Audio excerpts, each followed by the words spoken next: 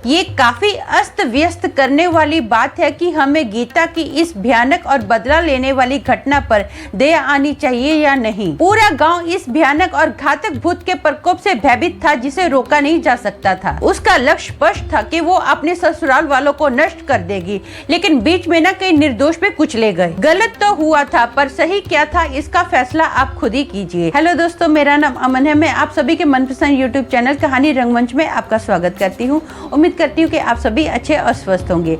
इसी तरह की वीडियो देखने के लिए आप मेरे चैनल को सब्सक्राइब कीजिए और हाँ, बेल आइकन को दबाना मत भूलना ताकि आपको मेरे आने वाले हर एक वीडियो का नोटिफिकेशंस मिलते रहें। तो चलिए शुरू करते हैं आज का भयानक किस्सा। दोस्तों, आज का जो किस्सा है ये बिहार के एक शहर रांची का किस्सा है। ये साल 1970 का किस्सा है। वहाँ पर ना एक फैमिली रहती थी जिसमें हस्बैंड, वाइफ और उनका एक बड़ा बेटा था जिसका नाम गोपाल था। गोपाल की एक छोटी बहन है जिसका नाम गायत्री है। गायत्री की उम्र 18 साल की है। गोपाल की जब शादी होती है ना गीता नाम की एक लड़की से, तो इन लोगों को ऐसा होता है कि ये जो लड़की है ना अपने साथ बहुत सारा सामान लेकर आएगी। इन लोगों को ना इस लड़की से बहुत सारी उम्मीद होती है। ये जो लड़की होती है ना गीता, मतलब एक मिडिल क्लास फैमिली से बिलोंग करती है। इसके और भी बहुत सारे भाई बहन होते हैं। ये जब अपने ससुराल में आती है ना तो ज्यादा सामान नहीं लेकर आती, बस गिने चुने कुछ कपड़े लाती है और मेकअप का सामान लाती है। ये देखकर ना ससुराल वालों का बहुत मुंह सड़ जाता है। सब लोग बहुत गुस्से में होते हैं। ऊपर से जो गायत्री होती है ना, जो गिने चुने कपड़े बेचारी गीता लाई होती है ना, वो कपड़े भी सारे अच्छे अच्छे कपड़े ले लेती है। इसका मेकअप का सामान भी ले लेती है। भाभी भाभी मेरे को ये चाहिए, मुझे बहुत अच्छा लगता है। तो जो गीता होती है सारा सामान इसको दे देती है। अब ना इसकी सास का इतना मुंह सड़ा होता है ना कि वो गीता की मेहंदी भी नहीं देखती कि इसके हाथ से उतरी है अभी। अगले ही दिन उसको बोलती है कि चल चूल्हा चौका तू ही पूरा संभाल। फिर भी गीता खुशी खुशी घर का सारा काम करती है। अब धीरे धीरे ना पूरे जो ससुराल वाले होते हैं इसको ताना देना स्टार्ट कर देते हैं कि अपने साथ कुछ भी नहीं लाई है, भूखे नंगों की लड़की हमारे घर पर आ गई है, हम पर बोझ बन गई है। फिर भी बेचारी गीता कुछ नहीं बोलती है। डे बाय डे अपने आप में ही घुटती रहती है, चुपचाप रहती है। इवन के वो अपने पति को भी कुछ नहीं बोलती है। ऊपर से गोपाल का अफेयर ना किसी दूसरी लड़की से हो जाता है।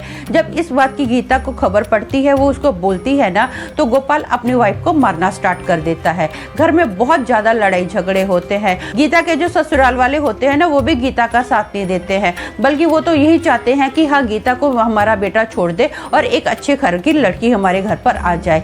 लेकिन गीता जो होती है ना, वो अपने पति को छोड़ने का नाम नहीं लेती है।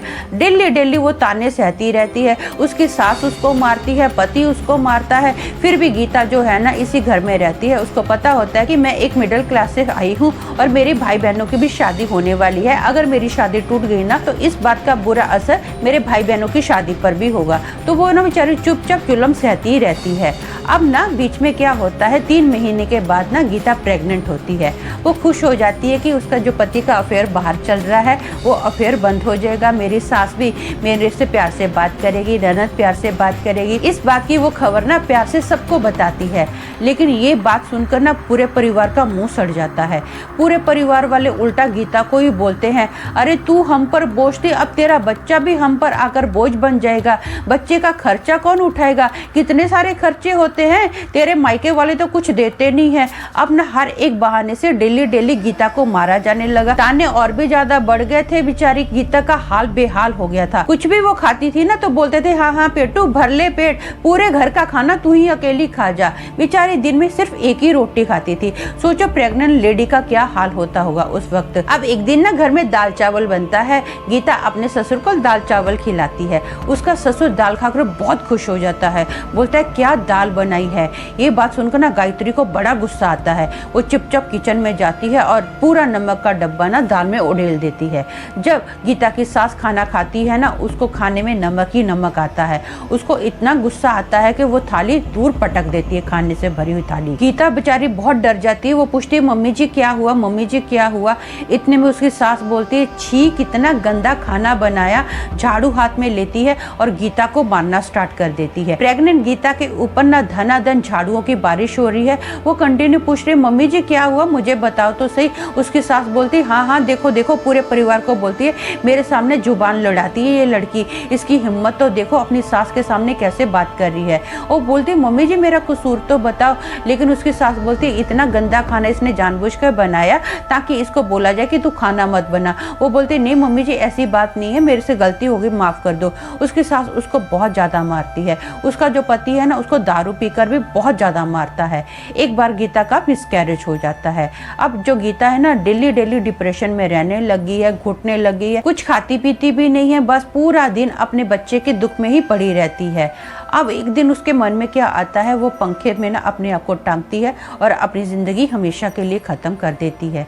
इससे परिवार वालों को खुशी होती है, दुख नहीं होता। बोलते कि अच्छा ये चली गई, हमारे बेटे की जो शादी है ना अच्छे घर में हो जाएगी। इस दौरान क्या होता है, गायत्री के लिए ना एक बहुत ही बड़े घर का रिश्ता आता है। ये लोग खुशी खुशी गायत्री का रिश्ता उस घर में तय कर देते हैं। गायत्री का रिश्ता जब से तय हुआ है ना तो आसपास के लोगों का ये मानना है कि गीता उनको दिखाई देती है, खासतौर पर रात के वक्त। वो रोड पर खड़ी हुई दिखाई देती है, पेड़ पर चढ़ी हुई दिखाई देती है। लोग इस बात से इतना डर गए हैं ना कि रात के वक्त अपने घर से बाहर ही नहीं निकलते हैं। जिस दिन अभी गायत्री को हल्दी लगाई जानी थी ना, जब उसको हल्दी लगाई जाती है ना तो उसके बदन पर ना बहुत मोटे मोटे फोड़े निकल आते हैं। समझ में नहीं आता कि ये क्या हो गया है, हल्दी की वजह से उसको कोई रिएक्शन हो गया है। तो फाइनली क्या होता है, उसको काफ़ी, अभी जो शादी है, शादी तो होनी ही होनी है, आपको पता है, उसको काफ़ी कवर किया जाता है ताकि शादी में कोई विघ्न ना आए। यहाँ तक कि खाने में जो शादी का खाना था ना उसमें बहुत मोटी बहुत बड़ी छिपकली गिर गई थी। पूरा खाना वेस्ट हो जाता है, फिर से पूरा खाना नए सिरे से बनाया जाता है। कुछ भी करके शादी हो जाती है। जैसे ही गायत्री की शादी होती है ना तो गायत्री की जो मम्मी होती है ना वो अपने दामाद को इतनी मोटी गोल्ड की चैन देती है। उसको स्कूटर दिया जाता है, सोफा दिया जाता है, काफ़ी सारा गायत्री को सामान दिया जाता है, एक ट्रक में लादा जाता है। अब गायत्री अपने ससुराल में जाती है। ससुराल में जाने के बाद उसको ना अभी क्या होता है, उसके बेडरूम में बिठाया जाता है, स्टेज पर बिठाया जाता है। अब गायत्री का जो सारा सामान है वो क्या है, ट्रक से निकालकर घर के अंदर लाया जाता है। जैसे सोफा लाया जाता है और हॉल में रखा जाता है ना तो गायत्री ना अपने बेडरूम से बाहर निकलती है और सोफे के ऊपर बैठ जाती है। उस सोफे के ऊपर ऐसे बैठती है जैसे आदमी लोग बैठते हैं, पैर पर पैर रखकर। उसकी जो साड़ी है ना ऊपर भी हो जाती है। उसकी सास बोलती है ये क्या कर रही है, अच्छे से बैठ तो सही ना। अब वो क्या करती है, जो भी सामान अभी उसके मायके से आया होता है ना वो सामान को बोलती है, जो भी सामान रखने वाले होते हैं ना उन लोगों को बोलती है कि ये सामान किचन में नहीं रखा जाएगा, इधर हॉल में रखा जाएगा। सारा सामान जो है ना वो हॉल में रखवाती है। उसकी सास गुस्से में बोलती है तो पागल हो गई है, हाँ अभी अभी आई है, देखो तो सही इसकी हरकतें क्या है। तो वो क्या करती है, पीतल का मटका उठाती है और ना अपनी सास के सर पर धाड़ देने मारती है। उसकी सास को तो चक्कर आता है, बेचारी जमीन पर फट से वहीं पर गिरती है। उसका जो ससुर है ना गुस्से में उसकी ओर आता है और भड़क के बोलता है तेरा दिमाग खराब हो गया है क्या, ये क्या लगा के रखा है। अब गायत्री क्या करती है, अपने दोनों हाथ से सोफा उठाती है और अपने ससुर के ऊपर धाड़ देने मारती है। सोफा और उसका ससुर ना धाड़ देने दूर जाकर गिरते हैं। इतने में गायत्री का पति बहुत गुस्से में आता है और गायत्री को ना 3-4 लाफे देता है। अभी गायत्री क्या करती है, जो चैन इसकी मम्मी ने पहनाई होती है ना अपने दामाद को, तो उस चैन को पकड़ती है और अपने पति का गला खींचती है और पूरे घर में ऐसे घुमाती है जैसे कोई कुत्ते का पट्टा नहीं पकड़ के ऐसे कुत्ते को घुमाता है, वो अपने पति को ऐसे घुमाती है और धाड़ देने ना उसको घर से बाहर फेंक देती है। ये देखकर ससुराल वाले तो बहुत ज्यादा बेचारे दंग रह जाते हैं। उनको समझ में आ जाता है कि गायत्री के ऊपर कोई बुरी आत्मा का साया है। वो ना एक भूत प्रेत निकालने वाले को बुलाते हैं। भूत प्रेत निकालने वाला जब आता है, इसके ऊपर तंत्र मंत्र पड़ता है ना, ऐसे ऐसे उसके ऊपर झाड़ फूक कर रहा होता है ना, तो ये क्या करती है, उस भूत निकालने वाले को ना गालियां देना स्टार्ट कर देती है और मारना स्टार्ट करती है। मार मार के उसको घर से बाहर निकालती है। आसपास की जो औरतें होती है ना वो गायत्री को पकड़ने की कोशिश करते हैं, रिश्तेदार भी पकड़ने की कोशिश करते हैं, लेकिन ये सबको ना धनाधन ऐसे हवा में फेंक रही है। जो जो इसके पास आ रहा है सबको ये पकड़ के ना ऐसे ऐसे हवा में फेंक रही है जैसे इसके बाएं हाथ का खेल होता है। इसको बिल्कुल किसी का वजन फील नहीं आता है, ऐसे ऐसे उड़ा रही है हवा में सबको बहुत ज्यादा गहरी चोटें लगती है। भूत निकालने वाला भी बहुत ज्यादा डर जाता है। वो बोलता है कि इसके ऊपर तो बहुत बुरी आत्मा का साया है, वो यहाँ से भाग जाता है। इसके पति और इसके ससुर को ना इतनी ज्यादा चोटें आई होती है ना कि उनको हॉस्पिटल में एडमिट किया जाता है और ये ना अपने सास को बोलती है कि मेरे लिए खाना बनाओ। इतने में पुलिस वाले आते हैं। एक जो पुलिस वाली लेडी होती है ना वो इसको बोलती है हमने सुना है तूने अपने पति और अपने ससुर को बहुत मारा है, चल तेरे को थाने में लेकर जाते हैं। तो ये क्या करती है, सोफे पर ऐसे बैठी होती चप्पलें मार के। ये अपनी सास को बोलती है जल्दी खाना बना, ये बोलकर ना ये हवा में ऐसे उड़ती है। और जो पुलिस वाली लेडी होती है ना ये उसको बोलती है अपनी हथकड़ी तो देख कहाँ है। वो पुलिस वाली लेडी देखती है तो उसके हाथ में हथकड़ी बांधी हुई होती है। वो डर जाती है कि ऐसे कैसे हो सकता है, मैं हथकड़ी इसको बांधने गई थी बल्कि उल्टा मेरे हाथ में हथकड़ी आ गई है।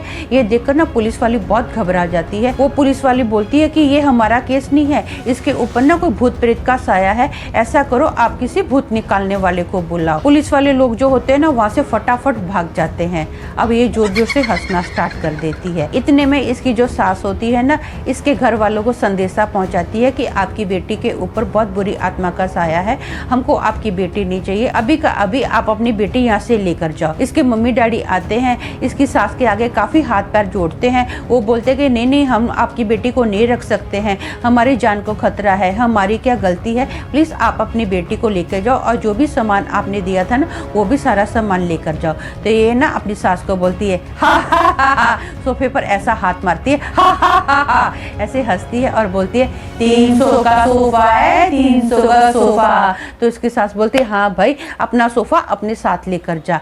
अब ना पूरा सामान इसका पैक किया जाता है। ये ना ट्रक में बैठती है, फिर भी अपने सोफे पर ही बैठती है। ट्रक वाले को बोलती है कि मैं तो मेरे सोफे पर ही बैठूंगी। पूरे रास्ते ये अपने सोफे पर बैठकर अपने घर पर जब आती है ना, तो ये ना जैसे सामान इसका घर के बाहर रखा गया और ये घर के बाहर उतरी ना, तो अपने घर को बहुत ही ध्यान से देखती है और जोर जोर से हंसना स्टार्ट कर देती है।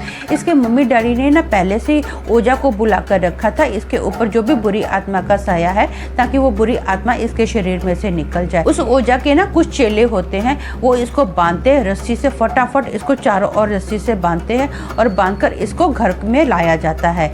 ये ना उस ओझा को देखकर जोर जोर से हंसना स्टार्ट कर देती है। उस ओझा के पास ना एक चाबुक होता है, वो ना उस चाबुक को जमीन पर मारता है और बोलता है बोल तू कौन है, तू सही सही बता इसके शरीर में क्यों आई है। तो ये जोर जोर से हंसना स्टार्ट कर देती है। ये उस ओझा को बोलती है तू मेरा कुछ नहीं बिगाड़ पाएगा। ये ना अपनी मम्मी को गंदी गंदी गालियां देना स्टार्ट कर देती है। इसके जो शरीर पर रस्सी बांधी गई थी ना, ये ऐसा करती है और पूरी रस्सी को तोड़ डालती है। अब जो ओझा के चेले होते हैं ना, इसको पकड़ने के लिए आते हैं। ओझा इसके ऊपर चाबुक मारने की कोशिश करता है तो उस चाबुक को पकड़ती है और उस चाबुक को पकड़कर ना जो भी इसके पास आता है सबको धनाधन धोती है, मारती जाती है और बोलती है मेरा कसूर क्या था, मेरी गलती क्या थी, मैंने क्या पाप किया था, मैंने इस घर वालों की सबकी सेवा की, बल्कि इन लोगों ने मेरी नाक में दम कर दिया था, इस हद तक पहुंचा दिया था कि मुझे अपने आप को खत्म करना पड़ा, मेरी क्या गलती थी, मैंने किसी का क्या बिगाड़ा था। ये सुनकर ना इसके बाप की, इसकी माँ की, इसके भाई की आंखें खुल जाती है कि इसके अंदर तो गीता समाई हुई है। जो ओझा होता है ना, वो बहुत निकालने की कोशिश करता है, लेकिन ये धनाधन अपनी माँ को धोती है, अपने भाई को धोती है, यहाँ तक कि ये अपने पिताजी को भी नहीं छोड़ती है, बहुत सबको मारती है। इसके भाई की हड्डी तो टूट जाती है। ये अपने भाई को ऐसे धोती है जैसे कोई कपड़े नहीं धोता है, वैसे पटक पटक के अपने भाई को मारती है, क्योंकि इसके अंदर तो गीता आई हुई थी। गीता का जो गुस्सा था ना, वो अपने पति पर बहुत ज्यादा था, इसलिए जो इसके अंदर गीता थी ना, वो अपने पति को धनाधन धो रही थी। ये पूरे घर का सामान जो होता है ना, तोड़ फोड़ कर देती है। जो भी स्कूटर वगैरह होता है, सोफा वगैरह होता है, स्कूटर को तोड़ डालती है, सोफे को अक्खा फाड़ डालती है, पूरे घर को ये तहस नहस कर देती है। ऐसा करते करते ना ये अपने आप को ऐसे पीछे पीछे पीछे देखना स्टार्ट करती है। देखते देखते ये क्या करती है, इसको ऐसा महसूस होता है कि जैसे कोई इसका गला दबा रहा है, अजीब अजीब सी ये ऐसी आवाज निकालती है। ऐसा करते करते ना ये धाड़ देने जमीन पर गिरती है। ऑन द स्पॉट इसकी मौत हो गई। ओझा जो था ना, इसको फट से देखता है और बोलता है कि इसके अंदर जो बुरी आत्मा आई थी ना, इसने हमेशा के लिए उसको खत्म कर दिया है। तो दोस्तों, मेरा मानना ये है कि बहुत से लोग ये सोचते हैं कि यदि बदला नहीं लिया गया तो दंड से वो बच जाते हैं। इस पर मेरा कहना ये है कि परमेश्वर सभी को देखता है और उसके पास सभी का लिखा है। वे सभी का ना उनके कर्मों के अनुसार हिसाब लेगा। परमेश्वर ने हमें कोई कठपुतली नहीं बनाया है, बल्कि हमें तो उसने चुनने की आजादी दी है। अच्छाई और बुराई हम ही करते हैं, तो इसमें कोई और जवाबदेह नहीं है। इस बारे में आपकी क्या राय है, मुझे कमेंट करके बताना। तो आज के लिए बस इतना ही। कल फिर मिलूंगी और एक भयानक किस्से के साथ। तब तक के लिए शालम, शांति और सलाम।